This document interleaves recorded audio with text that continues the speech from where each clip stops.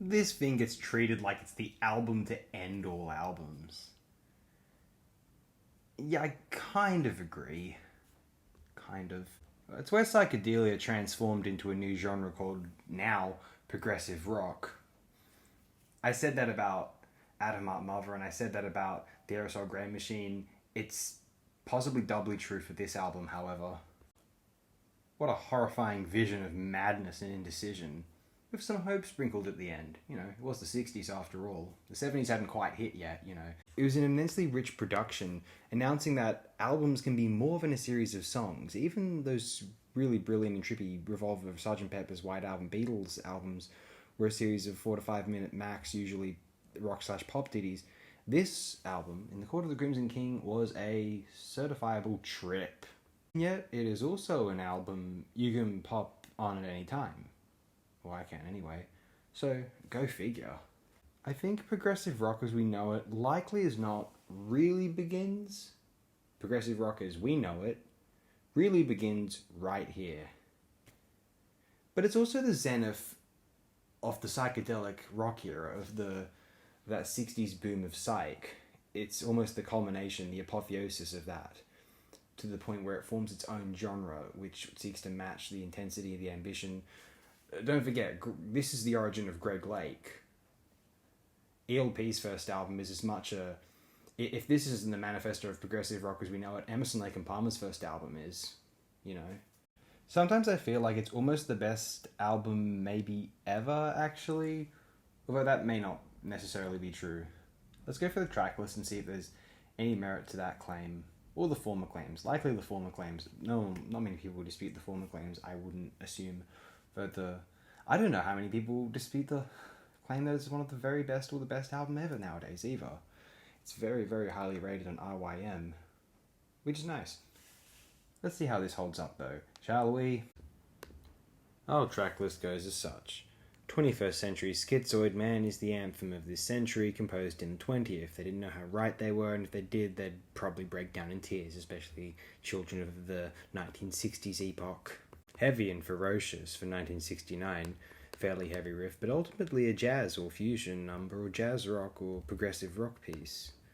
Nothing like this track in 1969. You know, heavy metal doomsayers to this jazzy freak out, but controlled and measured, though frenzied, genius. Yeah, Peter Sinfield's lyrical imagery is my favourite on maybe any album ever, and honestly, and I always miss his contribution to King Crimson as much as I love Lark's Tongues or Discipline, though. This is like the zenith of 60s rock right here. This track evokes madness playfully and beautifully, that ending especially. What the hell? But then going into I Talk to the Wind is so odd, but beautiful, and now iconic, and we wouldn't change it for anything. If it was anything else, now it would suck and just not work. Allow me to explain my theory now of the different narrators of the album, though it's a bit ambiguous. You can play around with this order. The speaker of the first track is, of course, the 21st Century Schizoid Man. We are followed with a different narrator, the speaker to the wind. The third narrator, on Epitaph, we will call him Confusion.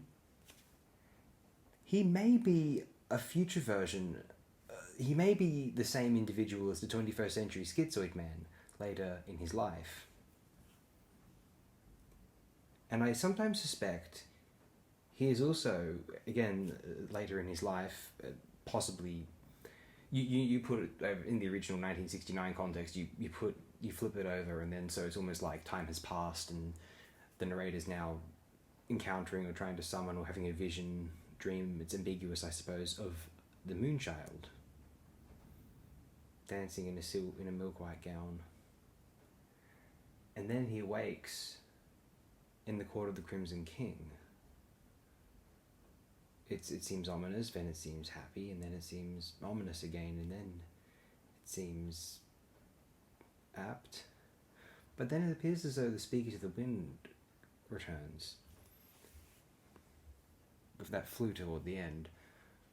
And then it's almost as though the mellotrons of the King's Palace become celebratory, and it's almost as though we come to embrace.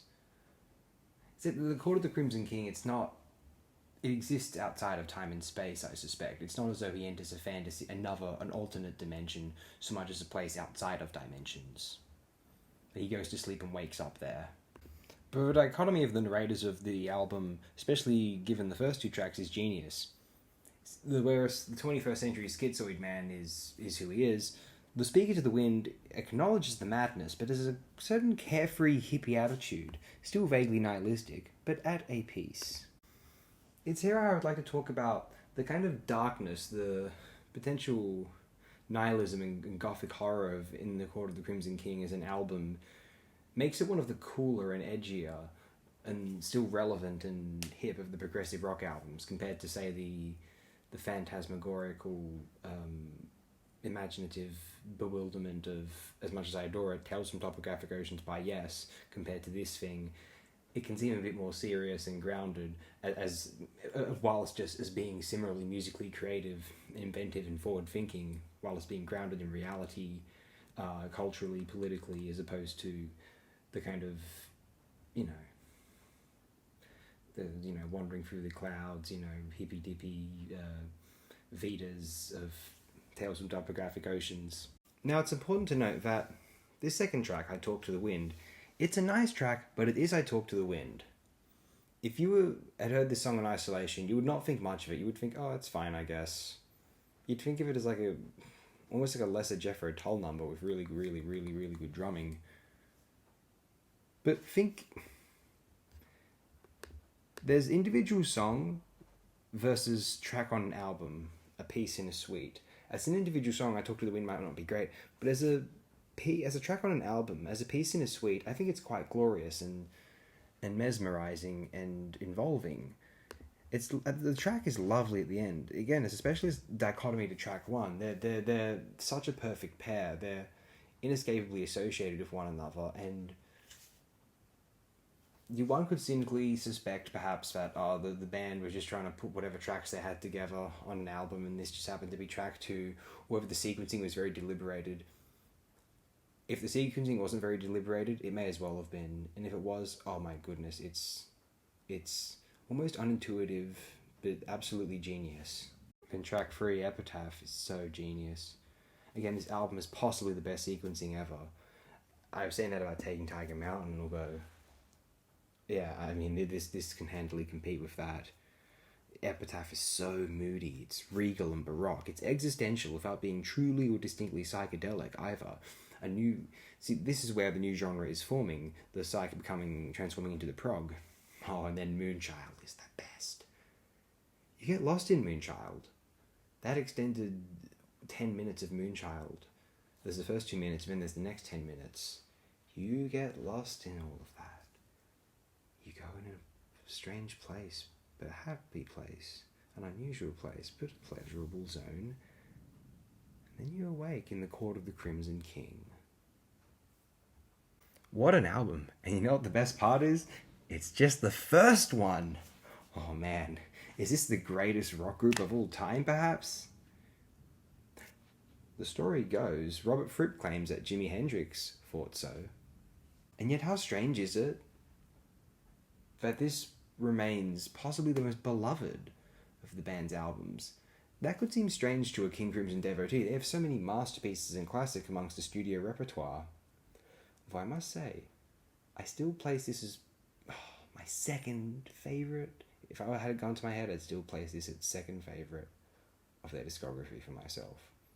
I have to say, I can't lie. It's not to put down any of those other albums whatsoever. They do nothing wrong. It's just this one is so distinct, unique, and does so good. It's so hypnotic and unforgettable. It doesn't rely on the electric guitar droning. It doesn't rely on tricky instrumentation. It's more about mood, and especially where the lyrics are concerned. Again, I would stress the Peter Sinfield component of my enjoyment of this album. It completely destroys me. It completely slays me. King Crimson, as we know them, would more resemble 21st century Schizoid man than the remainder of the tracks on this album. what they were exploring with the more mellow tracks on this album, played with a lot of mellotron, was gorgeous, mystifying, transformative. I adore 21st Century Schizoid Man. It's my second or third favourite track on the album. There is Epitaph in the final track. Oh, and there's Moonchild too. All I know is that I Talk to the Wind is my least favourite track on the album, though I still like it a fair bit. I don't know what's my favourite of the other four. It's not 21st Century Schizoid Man, it's one of the other three. It's not Moonchild. It's probably in the Court of the Crimson King, but the ranking is kind of difficult. It's an album that takes place in my gothic childhood fantasies. And apparently Stephen King's as well. No extensive reliance on progressive rock noodling, and yet there also isn't just this trippy psych jam quality about it. It's something, like I said earlier, regal and baroque. The album constructs these seamless images in one's mind, and the music serves as the architecture for these phenomenal mental paintings. It's all mood and atmosphere. It's not just instrumental noodling, and it's not merely, production bells and whistles to the function of being a quote trippy unquote. It is a really earnest attempt at trying to evoke something powerful, profound, existential. You may or may not consider the result to be that's shit. That's your prerogative. Although I have to admire the sheer ambition here. It simply slays me, as I said. It's one of the most unique, unbelievable, and striking, memorable album experiences of all time. I think part of the reason is, one is a clear idea of what King Crimson is and what they expect to hear from a King Crimson album. They can get that from the other King Crimson albums. That's not what they were going for here.